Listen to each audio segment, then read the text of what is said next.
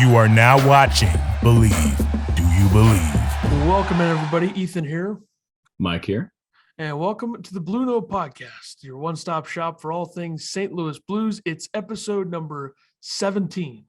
That's right. It's the Jaden Schwartz episode. Can't go with anybody else here but Jaden Schwartz wearing that big old number 17. Gotta love that guy. Yeah, I'd say Miss the him. last – go ahead.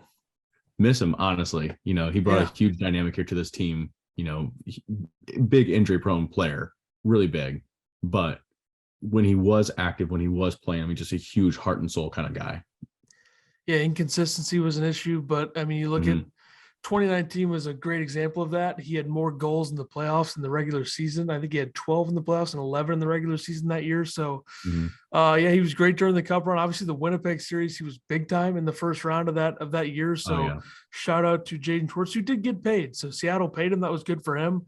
And the last two episodes have been pretty obvious choices. I mean, Hull was very obvious for 16.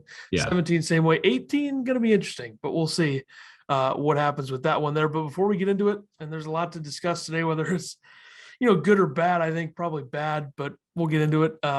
Thank you to the listeners for listening to the program, the Believe Network. You can hit that subscribe button, whatever you want to do. You don't miss a single show. 5-star rating you can give us. Join the conversation over on Twitter at TBNPod, and share the podcast on social media so other Blues fans can find us as well.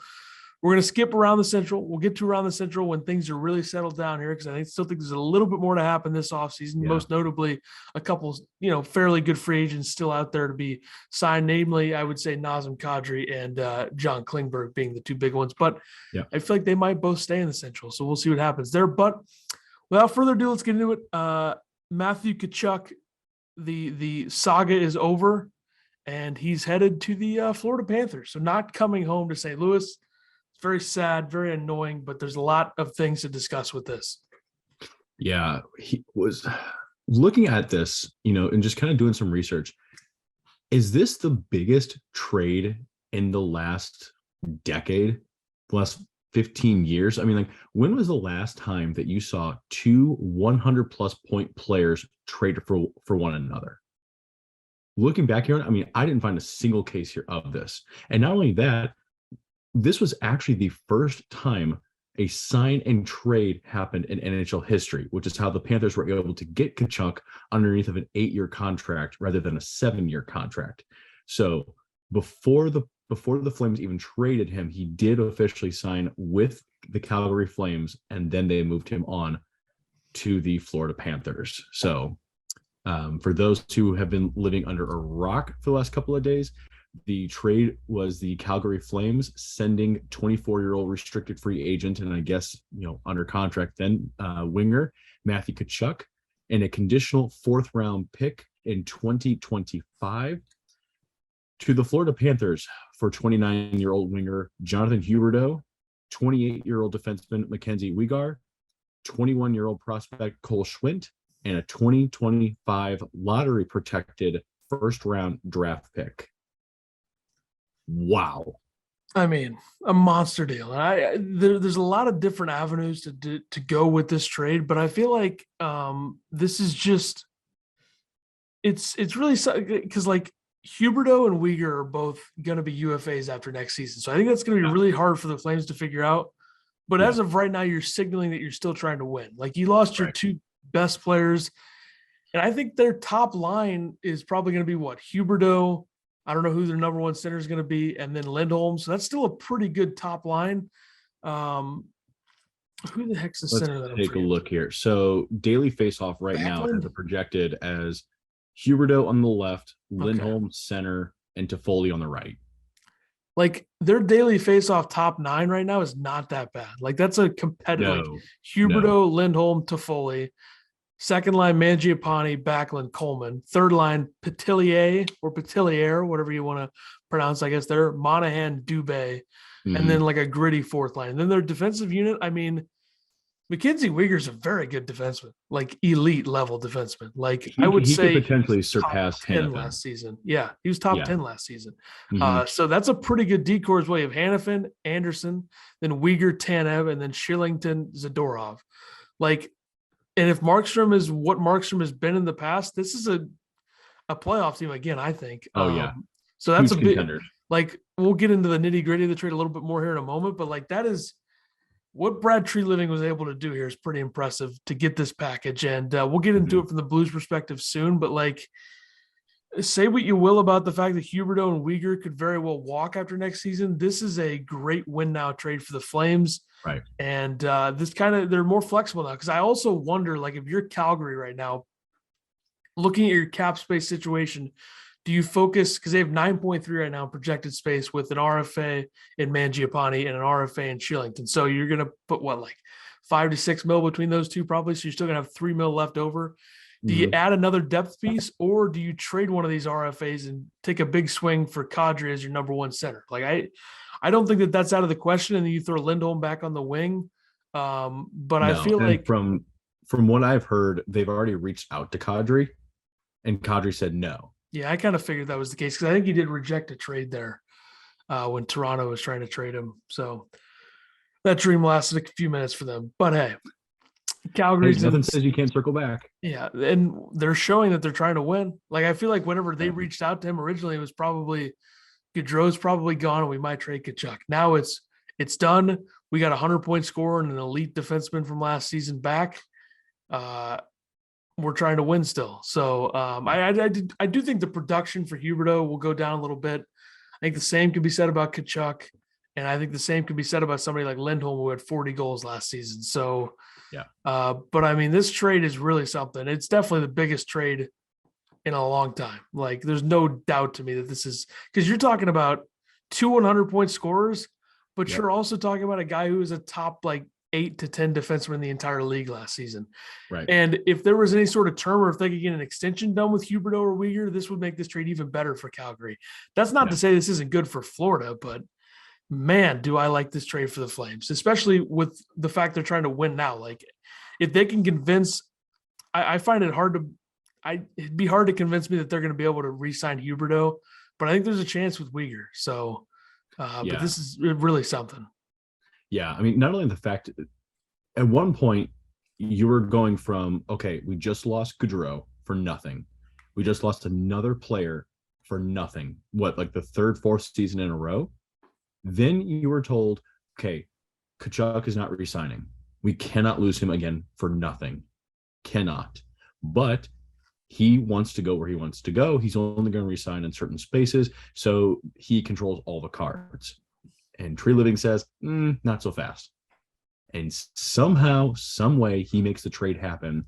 And like you said, he acquires a 100-point scorer, an arguably top-pairing defenseman, a prospect, and another first-round draft pick, which, if you look at it, I don't think Florida has a first-round draft pick until 2026, which is just outright insane. So not only do they then only lose Gaudreau for nothing, they then get Huberdeau and Weegar. If they cannot re-sign both of those guys, they now have 2 chances to acquire more picks, more players, and again, a 2025 first-round draft pick, and a guy in Cole Schwind who could be pretty darn good. I mean, he may not be like the best player in the entire world, but I mean, definitely like a middle 6 guy, I think, from what I've been reading up here on him. So they have a really, really good chance here at this point to, again, swing with these guys. And if it doesn't work, trade them at the deadline and be able to keep acquiring assets and to keep the process going. So I love this for Calgary. Yeah. My initial thoughts, this is the Panthers taking a huge swing. This is Bill Zito saying we're trying to win now. We want to get a little bit of a different feel in our forward group, and I think they did that. I'd be surprised if Calgary can get Weegar and Huberdeau to re-sign. I think one of them is possible, but I also think it depends on how they play. If they're good this year, if Calgary's good this year, then I think you have a little bit of a better chance. I think Tkachuk fits well for what Florida wants to be now. Like Florida played regular season hockey in the playoffs last year and it burned them. What is Florida? What do you think? So fits well for Florida, like with what they want to be. What exactly is that though?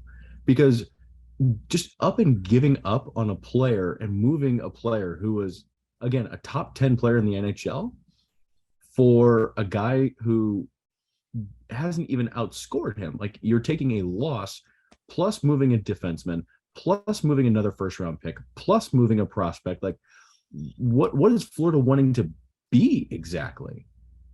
I would say that Florida is a team that played too much regular season hockey in the playoffs last year. And Tkachuk is a power forward, a bigger body. Look how big they are up front now with Tkachuk and Barkov. So, Mm-hmm. and Huberdeau, I think there's the age factor. I don't love the idea of giving up Uyghur in this deal as well, but I feel like if this is the guy they wanted and they're doing that. Mm-hmm. But I look at Florida's top six right now, and I'm like, I think Calgary's top six might be better. Oh, absolutely. I think Florida has the best player. I think Barkov's the best out of any of the players on either team. But for Hagee, Barkov, Tkachuk, and then, of course, this is a daily faceoff projection, so it's not 100% accurate. But Rudolph's, Balsers, Sam Bennett, Sam Reinhart.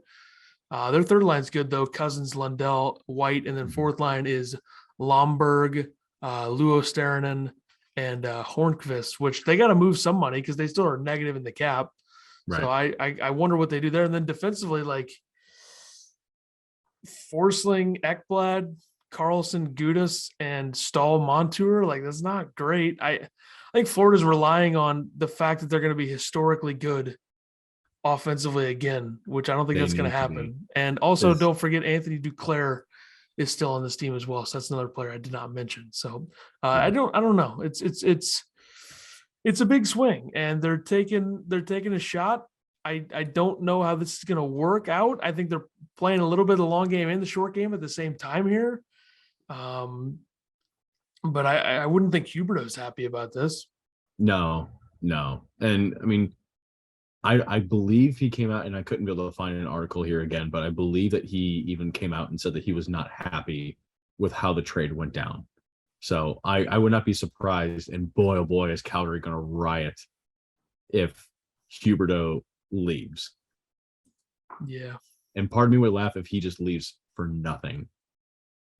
So I don't know. I mean, I think that this damages the Panthers overall in the short run.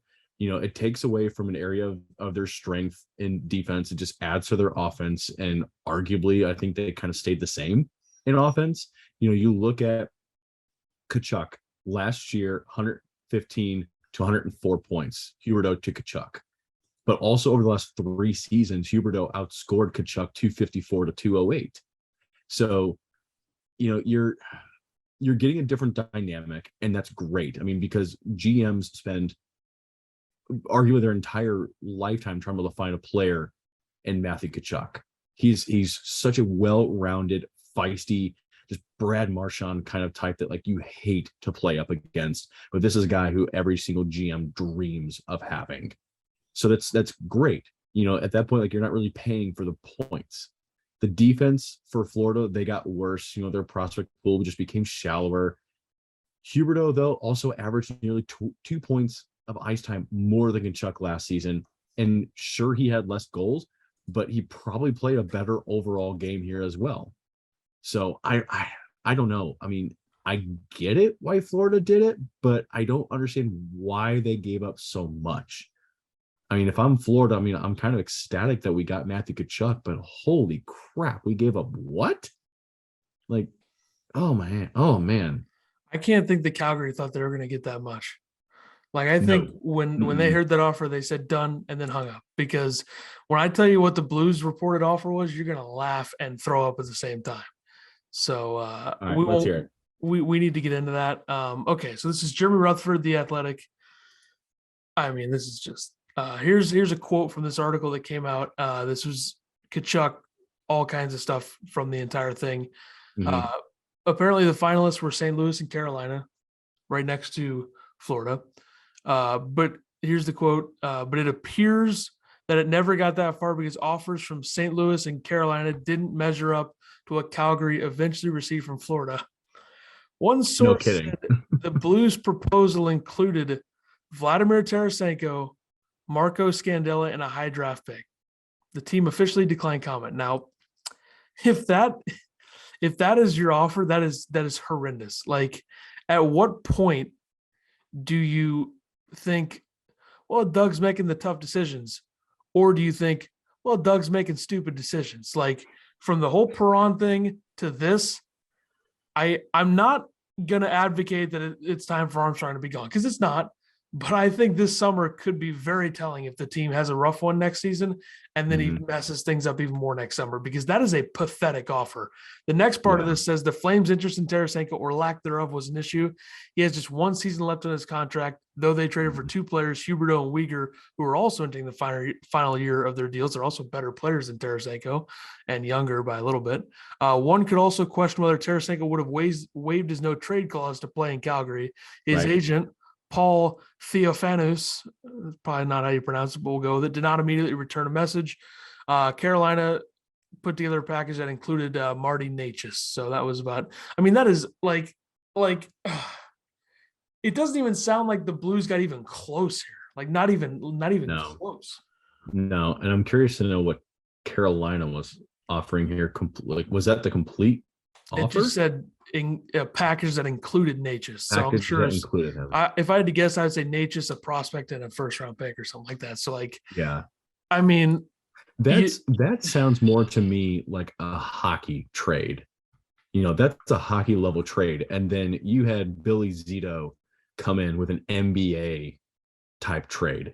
I mean, like a huge, massive blockbuster trade, because, you know, we were even talking last week, you know, the Blues, we figured we're going to offer, what was the deal? It was Tarasenko, Barbashev, Balduke, and the 2023 first round pick.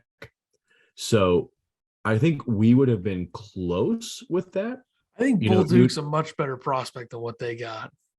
Yeah. I mean, even for this, I think you'd need to substitute Barbashev for either Parayko or Falk. And I think you're pretty much there then at that point. I think you also need to substitute Bolduc with like a little bit, like maybe the third or fourth prospect. Yeah, or Alexandrov and another prospect, two prospects. But like, I think it's right for Blues fans to be questioning Doug Armstrong this summer, because at what point do we just say, you know, say how tough he is with decisions? Like, this is just pure stupidity. Like, how do you not get close here? How do you not put together a better offer for a 24-year-old? I would call him a superstar based on how good he's been in his entire career in terms of points per game, especially over the last couple of seasons. I know he's playing on a great line, but he'd be playing on a good line here as well. And this leads me to Tkachuk's quote on his own about Robert Thomas, because this says the Blues' efforts came with a sales pitch from Robert Thomas. The two were recently in Boston for a golf tournament. And Tkachuk said, I don't think he means to pitch it, but he talked about it a lot. Shout out to Robert Thomas. He's a great player, and it would be cool to be with him. He's going to have a great rest of his career. He's one of the big parts of the future in St. Louis, and I'm sure lots of guys are going to sign in St. Louis for the chance to play with him. But I'm really excited to go to Florida. The talent they have there is really special as well. So Doug Armstrong, from all accounts, Jeremy Rutherford, his article is basically saying Doug Armstrong didn't even try that hard. So I think he's just expecting that every GM is as dumb as Chuck Fletcher. I think is what he's doing here. So like, that is just, I'm very disappointed in the fact that the Blues seemingly didn't even try that hard. Like, if you think, because the top player that you offer, you don't even know if he's going to accept a deal there. Yeah. And that player, the Flames don't even like him that much. Like, it's just.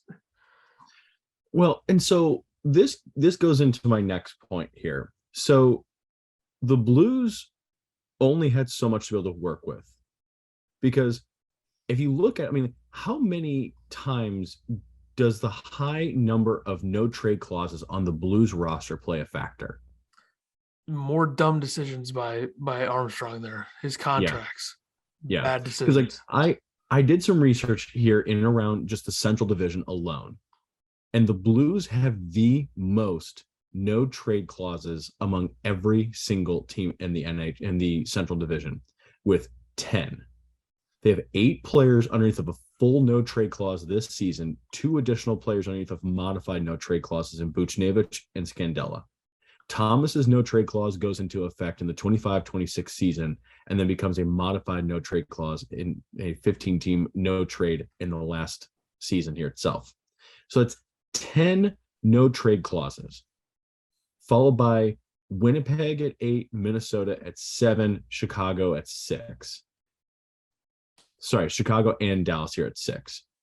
Like it blows my mind on how much he says, he is in the driver's seat. He does not want players in the driver's seat. Doug, I'm terribly sorry. I've got some news for you, sir. You have 10 players who can dictate their own future.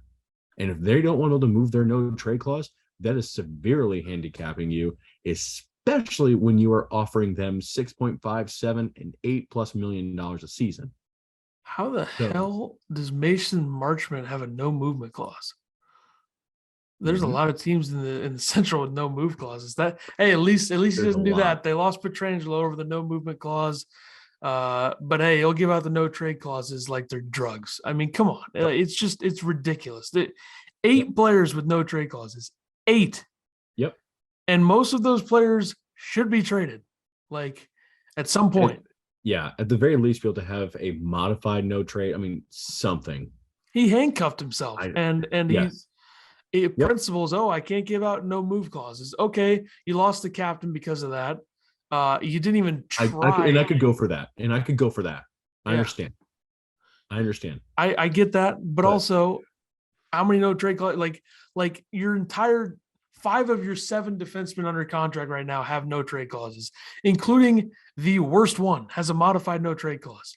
Mm-hmm. And you gave Parayko a no trade clause. That's a contract you're going to want to trade at some point. Mm-hmm. You gave Krug a no trade clause, who you are trying to trade or have talked to teams about. Right. I mean, it's mind boggling. You talked to teams about Bennington last season, but you gave him a no trade clause as well. So, like, at what point do you just stop doing that? Like, I just don't understand why they have to handcuff themselves like this. And I get it. There's a number of these veteran players that they want to have the security. They want to be in control here. They want to be able to dictate their future. But that's the part of signing these contracts and signing these veterans. And you need to have the good marriage. And unfortunately, Doug is just handcuffing himself into toxic marriages. And he's flipping the bill here for all of them and handcuffing himself. So it's just, he is severely handicapping this team on what he can and cannot do. And from what it looks like, he is going to be severely handicapped on what he can be able to do for the next several years. And whether that's going to be him or somebody else in his place. I'll tell you this right now. Jordan Kyrou better be a superstar, because clearly Doug Armstrong wanted no part of trading him at all in this deal. So, he didn't want any part of trading Parayko either. Yeah, well, that's just I don't know.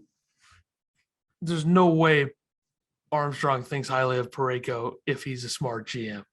Come on. Like, did he watch Parayko last season?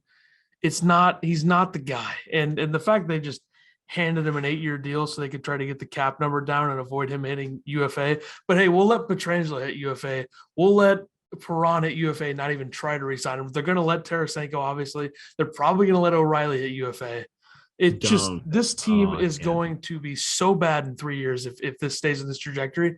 They're going to be a team with like 3 or 4 elite players. I would say Falk will still be elite in 3 years. Thomas, Kyrou, and Buchnevich. And the rest of the team is going to be terrible if this keeps on this track, because clearly he has no intention of trying that hard to fix this, which that would be, why the hell would you trade Torrey Krug right now instead of Marco Scandella?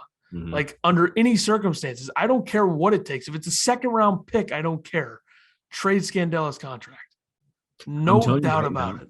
I'm telling you right now, this team reminds me a lot of what's going on in Winnipeg. Take a look at their financial situation, and it reminds me a lot of Winnipeg. They have a lot of teams, a lot of players handcuffed, a lot of players who are uncertain as far as the direction here of this team. The locker room is becoming a huge issue, and I get chills just thinking that that's exactly what's going to happen with the Blues. So where do the Blues go from here? Where do they go? I mean, I think step number 1 is they're going to, you would have to think they're going to trade a left-handed defenseman. Now, if they make the wrong decision, with that. And the only right decision is Scandella. That's the only one. Don't trade Perunovic. Don't trade Krug. Have that left side of Krug, Leddy, Perunovic. Have a right side of trade Perunovic. The Blues fan base is going to riot. Yeah, especially like think about the cap here. Perunovic is going to be making what was his deal that he signed? Let's see, 750K. Yeah. And he's an RFA after this season. Mm-hmm. You don't get rid of that. You get rid of the guy who is terrible and is making 3.275 for 2 years. And he's 32. He's a veteran. He brings experience. Yeah, he brings experience of being terrible is what he brings. So I'm just so out on Scandella. That's got to happen. Like if Doug Armstrong allows this team to go into next season with Mikkola, Perunovic, Krug, Leddy, Scandella, and you'll have Calle Rosen in the minors, that's 6 left-handed defensemen with 3 obvious ones that you should be playing, but I guarantee you they'll make the wrong decision. Or they'll say, oh, we're going to go 11 forwards and 7D, and we're going to make sure Scandella gets his time in there. It's just, it's ridiculous. At some point, though, you have to, like, if there's no biters, you have to showcase him. At some point. There's got to be a team that isn't on his no-trade list that is looking to get assets in return for bad contracts. So it's probably not Arizona, but there's got to be somebody out there that's doing that. Like, do you think Seattle's on his list? Maybe not. Like, maybe you get lucky. Or does he want to go back to Montreal? Does Montreal want him back? I mean, hey, why not? It's just, I don't care what it takes. You got to get it done. Like, there's also got to be a team that's not that bad out there that has a lot of salary cap flexibility, like New Jersey. What if they're not on his list? Or the Islanders? Like somebody out there that isn't going to be that competitive, but they still have a lot of cap flexibility.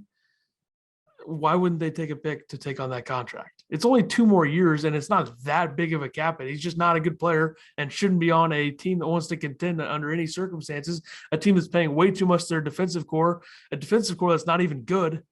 So I feel like that's an issue here. But I think what's next for the Blues is what the hell is this forward group going to look like next season? I think would be the big question. Well, they still need to be able to re-sign Klim Kostin. I don't even think he cracks the lineup. I think the best thing for him is to sign a 2-year contract if they can really make this work, because what he's likely trying to find is a one-way contract. He wants to be in the NHL. But if they can get him re-signed on a deal that will get him a 2-year extension, 2-way on the first year, 1-way on the second, I think that could be ideal for both parties. Start him out in the AHL. If he wants to try and earn a spot in the NHL, that's great. Go through training camp, go through the preseason, and tell him you have the chance to crack the lineup. And with the injury to Toropchenko, he absolutely should. Absolutely should. You know, I think that Jake Neighbors should have a leg up here on him. But you know what? I throw everybody into the Wolves and say, here's a stick, and whoever the last guy is that's holding the stick gets the spot. Just show me. So if he can be able to start out in the AHL, I think it's going to be best playing here with the Thunderbirds. And again, like they've got to be able to find themselves a trade partner again for Scandella. I think those are the absolute top 2 things that they need to be able to do here at this point. Yeah. When I look at the lineup right now, what it could look like, I think the important part is figuring out your top 9. And once you do that, I think it becomes a bit easier. And I think it's kind of obvious. Like if I'm running the show right now, my top line is Buchnevich, Thomas, Tarasenko. My second line is Saad, O'Reilly, Kyrou. My third line is Barbashev, Shin, and Neighbors, because I think Neighbors should absolutely be in the top 9 if he's going to be here. And I think him and Shin are great fits. Yeah. Is he more of a right-handed or left wing? Yeah, I think I would probably switch that. I think he is a left winger. I kind of added I was looking at Daily Faceoff and they had Barbashev on the left. I'll switch him. But then my fourth line, I'm going Nathan Walker, Nola Chari, and Josh Levo. But I think the Blues are going to go Brown or Kostin for that last spot. But I think Levo should get another shot, and maybe he will eventually.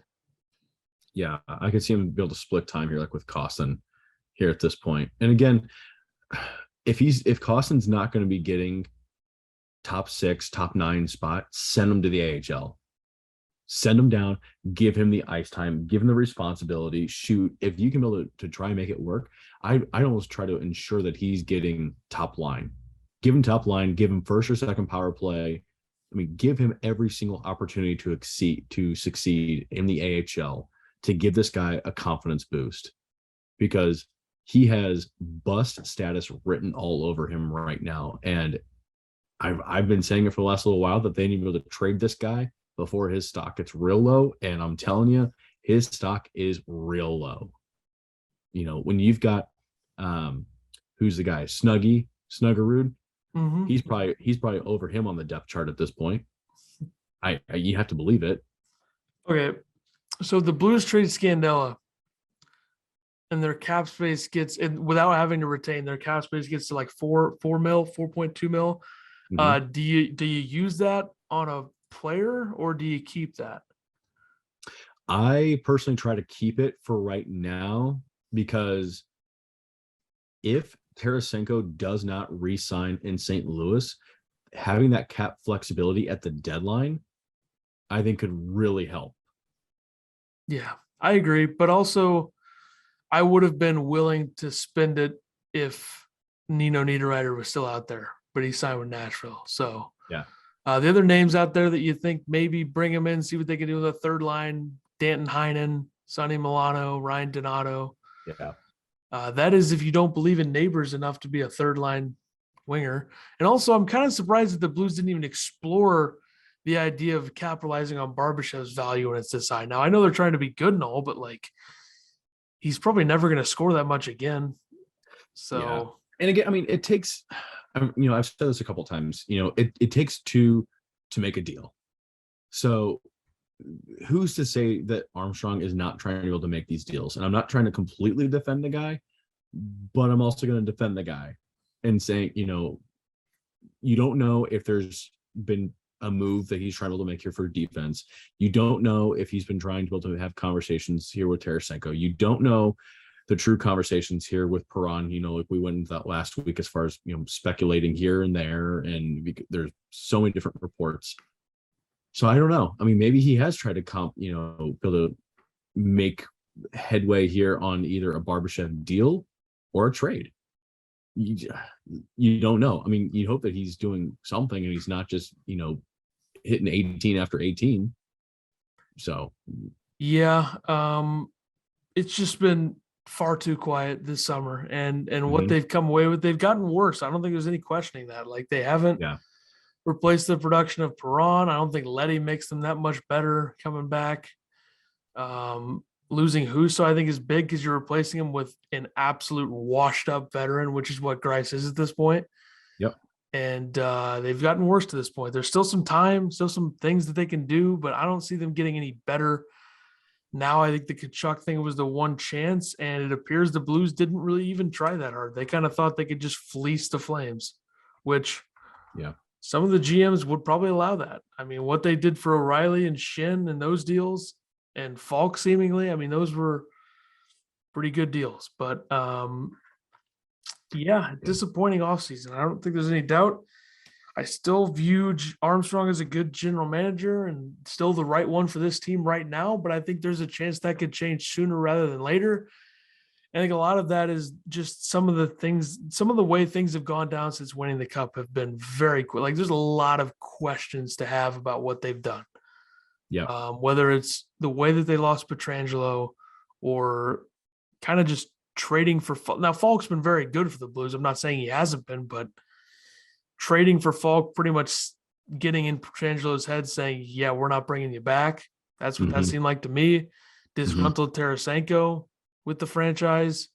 There's just the Scandella long-term extensions.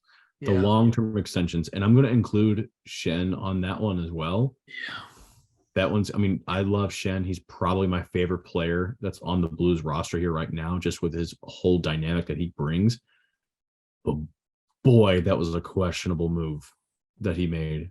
And again, the early signings here, again, like a Scandella, letting Husso walk. I mean, all of these different things. Not even trying to get Perron back, by all accounts, from Perron. I don't think Perron would lie about that. Yeah, so we'll see if it pays off. Doesn't seem like it's gonna, but you never know. The Blues have a lot more cap flexibility, I would assume, next summer, just because the cap's going to go up at some point, and you're going to have Tarasenko off the books. You're going to have O'Reilly 7.5 off the books. You're going to have to extend Kyrou at some point. I don't know if they'll get that done now or wait. But yeah, we'll see. I think we should try to get a guest on for the next episode. Episode 18, we'll try to find a guest for it. If not, I think we just do whatever we plan on. I don't even know what we're going to do, but we'll do something, I'm sure, for episode 18. We'll be back next week, though. Yeah, so we'll be back. We'll talk Blues. Yeah, you can follow the podcast at TBN Pod on Twitter. Check us out there. We'll be interacting and such.